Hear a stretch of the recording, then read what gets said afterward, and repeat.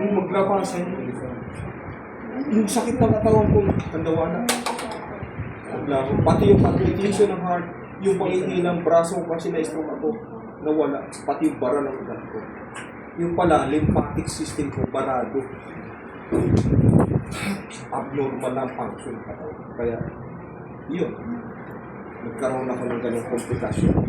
Ngayon, isinisir ko lang sa inyo, hindi po ako ngayon, yung bang malakas na uli ang katawan ko, nakakatindig na ako, nakakapagsalita na ako ng matagal, at nakakalakad na rin ako ng mabilis akit baba dito sa ating overpass. Nakakabuhat ka na.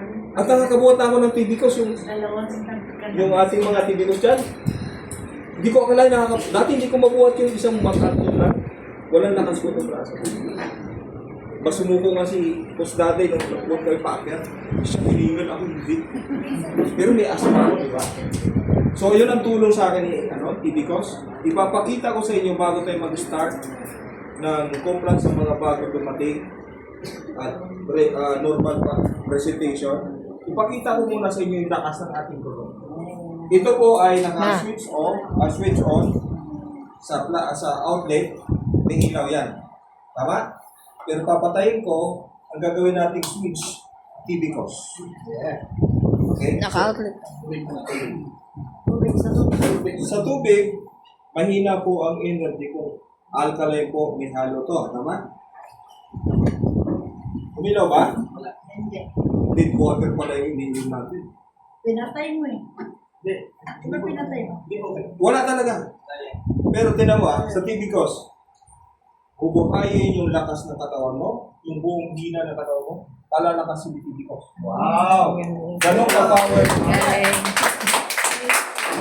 Kaya po ako lumakas. Sa tubig ulit. Sa tubig, wala. Tibikos. Mayroon. Kaya kung continuous na umiinom ka ng Tibikos, palakas ka ng palakas, pabata ka ng pabata. Alam niyo po guys, nung hindi pa ako nakakainom ng Tibikos, alam ni Coach at tuyot at maitim, kulong-kulubot ang mukha ko. Tingin ko nga sa picture, sa salamin para akong pitbull. Sagna yung mukha ko. Di ba?